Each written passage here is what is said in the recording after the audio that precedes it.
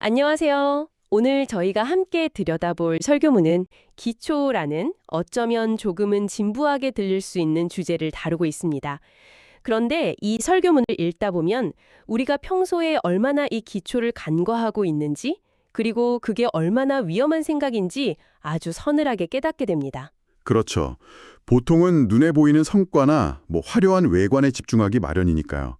하지만 그 모든 걸 바치고 있는 보이지 않는 부분이 무너지면 어떻게 되는지 이 설교는 아주 충격적인 실화로 시작합니다. 네, 바로 그 1995년에 있었던 삼풍백화점 붕괴 사고 이야기입니다.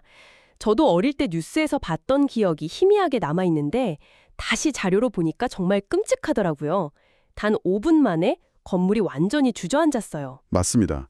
502명이 사망하고 937명이 다친 대한민국 역사상 최악의 인재 중 하나였죠. 더 기가 막힌 건 그 원인이에요. 원래 4층 상가 건물로 설계됐는데 이걸 백화점으로 바꾸면서 무리하게 5층으로 중축을 강행했습니다. 5층으로요? 네. 심지어 기둥의 지름을 원래 설계인 82.3cm에서 58.4cm로 거의 30% 가까이 줄여버렸어요. 와, 아니 상식적으로 이해가 안 가는데요. 건물을 더 높이 올리면서 기둥은 오히려 얇게 만들었다는 거잖아요. 바로 그 지점입니다. 비용 절감과 공간 확보라는 눈앞의 이익, 그러니까 효율성을 위해서 가장 기본적인 안전 원칙, 기초를 완전히 무시한 결과였던 거죠. 아, 이 설교는 이 비극을 통해 우리 삶에도 똑같은 질문을 던집니다. 당신의 인생이라는 건물은 과연 안전한 기초 위에 세워지고 있냐고요? 정말 묵직한 질문이네요. 이 비유를 처음 제시했던 인물로 한번 넘어가 보죠. 놀랍게도 2000년 전의 인물인데 당시 최고의 건축 전문가였다고 하더군요. 네, 바로 예수입니다. 우리는 보통 그를 목수라고 알고 있지만 이건 좀 축소된 번역에 가깝습니다. 아, 목수가 아니었나요? 원어인 헬라어 텍토는요, 단순히 나무만 다루는 사람이 아니었어요. 당시 이스라엘 지역은 척박해서 큰 나무가 귀하고 석회암이 흔했거든요. 그래서 텍토는 돌을 깨고 흙을 파고 철을 다루는 등 모든 건축 자재를 아우르는, 요즘으로 치면 종합건설 전문가나 건축가에 가까운 직업이었습니다. 아, 그러니까 단순히 가구를 만드는 수준이 아니라 집을 설계하고 직접 짓는 그야말로 현장 전문가였던 거네요. 그렇습니다. 30년 가까이 그 일을 했으니까요. 단단한 기반을 찾기 위해 바위를 뚫고 땅을 파는 게 얼마나 힘들고 중요한 일인지 뼛속까지 알고 있었던 거죠. 그래서 그의 비유는 단순한 교훈이 아니라 현장 경험에서 우러나온 아주 현실적인 조언이었습니다. 여기서 정말 흥미로운 지점이 나옵니다. 예수가 두 종류의 집을 비교하는데 하나는 땅을 깊이 파서 단단한 반석 위에 지은 집, 다른 하나는 기초 없이 그냥 흙 위에 지은 집이에요. 이걸 처음 들었을 땐 좀 의아했어요. 아니, 누가 일부러 기초도 없이 집을 짓죠? 그럼 그냥 바보 아닌가요? 상식적으로는 그렇죠. 그런데 당시 이스라엘의 지리적 배경을 알면 이게 아주 교묘한 걸 알 수 있습니다.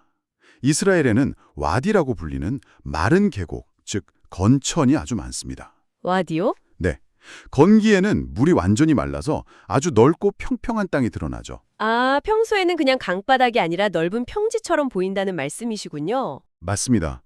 표면은 부드러운 모래와 풍화된 흙으로 덮여 있어서 땅을 고를 필요도 없어요. 산지가 대부분인 이스라엘에서 집을 짓기에 이보다 더 좋아 보이는 곳은 없죠.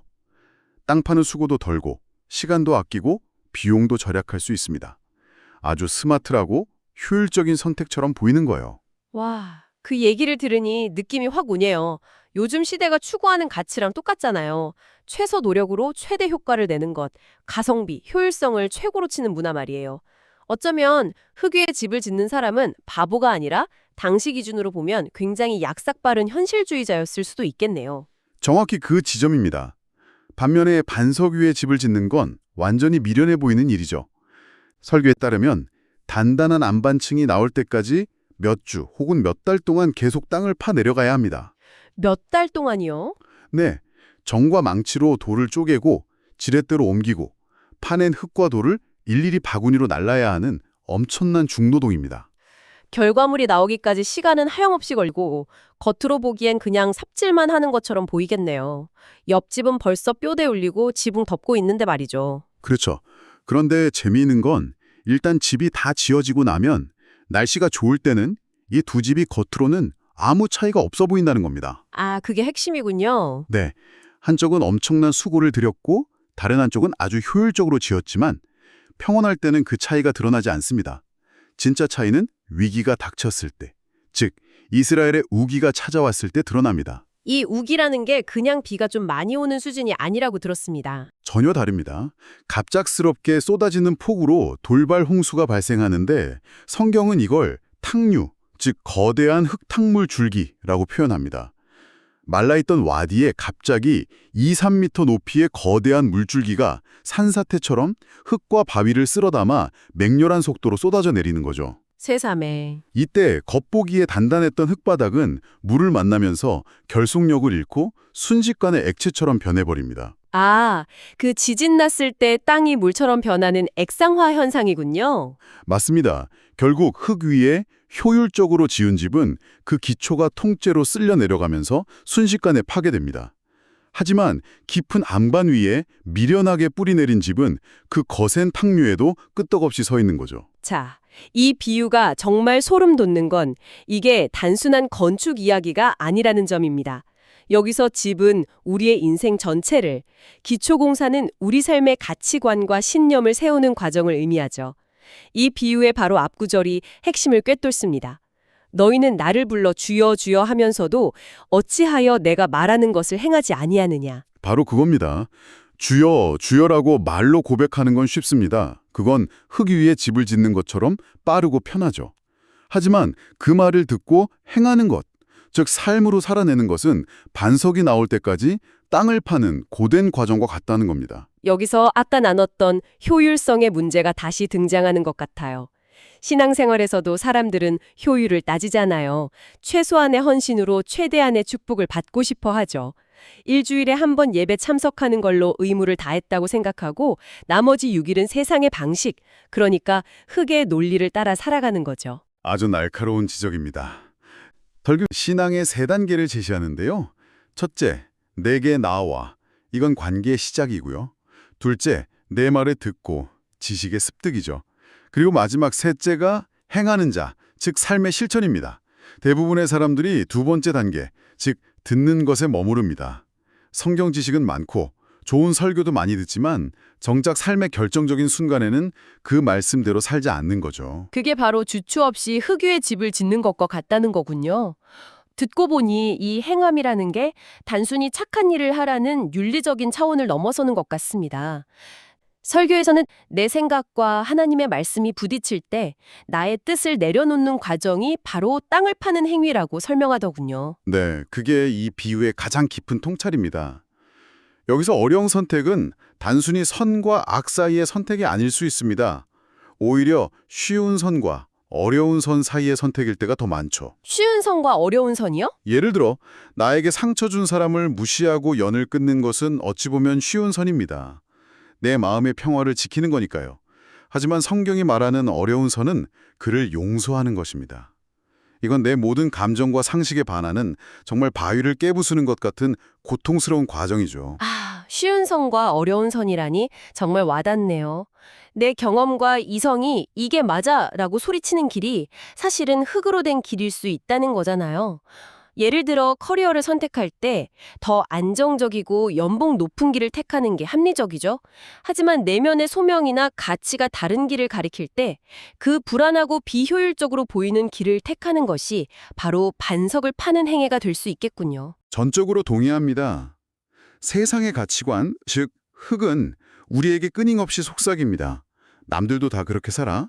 그렇게까지 유별나게 살 필요 없어. 네가 손해보잖아. 이렇게요? 네, 맞아요. 이 목소리에 따라 내 뜻과 편리를 좇아 사는 것이 흙 위에 집을 짓는 삶입니다. 반대로 이런 목소리에도 불구하고 하나님의 뜻, 즉 사랑, 공의, 겸손, 용서와 같은 가치를 붙들고 순종하려는 그 몸부림 하나하나가 바로 반석을 향한 망치질인 셈입니다. 이 비유가 저에게는 마치 그 이케아 가구를 조립하는 것과 비슷하게 느껴지기도 해요.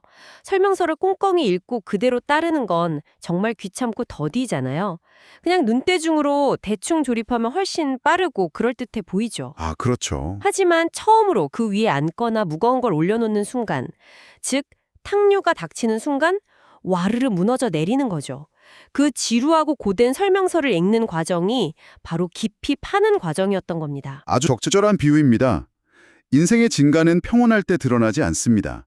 예기치 못한 질병, 관계의 파탄, 사업의 실패, 억울한 비난 같은 인생의 탕료가 덮쳐올 때 비로소 내가 어떤 기초 위에 서 있었는지가 명확하게 드러납니다. 내면의 평안이 완전히 무너지고 절망에 빠진다면 흙 위에 서 있었던 것이고, 고통 속에서도 삶의 의미를 붙들고 다시 일어설 수 있다면 반석 위에 서 있었던 것이죠. 결국 이 자료들이 우리에게 묻는 것은 이것이네요.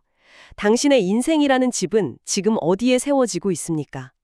당장 편하고 효율적으로 보이는 흙, 즉 세상의 성공 공식과 자기중심적인 가치관 위에 세우고 있습니까? 아니면 남들이 알아주지 않고 때로는 미련해 보일지라도 인생의 가장 깊은 곳까지 파고 내려가 흔들리지 않는 진리라는 반석을 찾고 있습니까? 이건 한 번의 선택으로 끝나는 문제가 아니라 매일, 매 순간의 작은 선택들이 쌓여 만들어지는 결과입니다. 순종 없는 고백은 의미가 없다는 말이 참 날카롭게 들립니다. 새해마다 세우는 수많은 계획과 목표들이 어쩌면 화려하게 꾸민 모래 위의 집은 아니었는지 돌아보게 되네요. 탕료가 한번 휩쓸고 가면 아무것도 남지 않을지도 모르는. 설교의 마지막 구절이 그래서 더 큰 울림을 줍니다. 위대한 결단이나 거창한 희생이 시작이 아니라는 겁니다.